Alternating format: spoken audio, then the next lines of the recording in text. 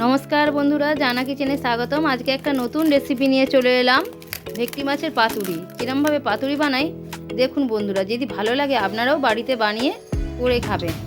এরমভাবে 4টে আমি মাছের পেটি নিয়ে নিচ্ছি।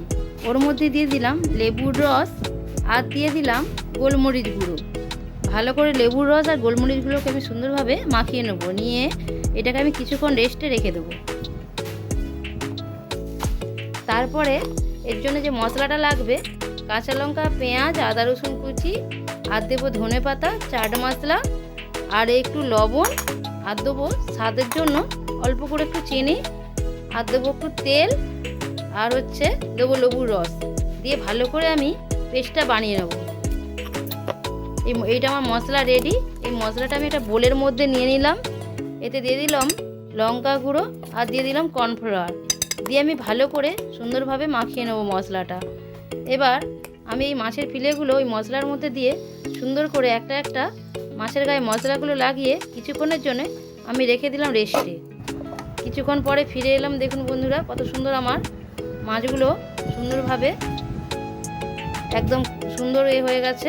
এবার দেখুন আমি পাতাগুলোকে এরকমভাবে একটু সেঁকে নেবো। না সেঁকলে কলা পাতা মুড়তে গেলে ভেঙে যায়, কিন্তু সেঁকে নিলে পাতাগুলো নরম হয়ে যাবে আর মুড়তে গেলে ভাঙবে না। এরকমভাবে পাতাগুলো আমি একটা একটা করে সেঁকে নিচ্ছি।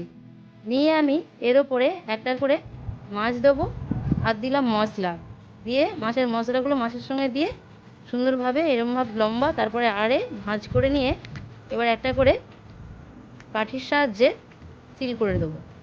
একটা একটা করে আমি এরকমভাবেই সবগুলো তৈরি করে নেব। নিয়ে আমি সুন্দরভাবে তৈরি করে নিলাম। এবার আমি কড়ার মধ্যে তেল দিয়ে দিলাম। তেলটা ঠিক হালকা গরম হবে, ওতে দিয়ে দেবো। আস্তে আস্তে উল্টে পাল্টে ভাজতে হবে।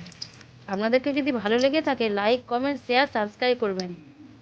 আপনারাও এইভাবে বাড়িতে এরকমভাবে বানিয়ে খেতে পারেন।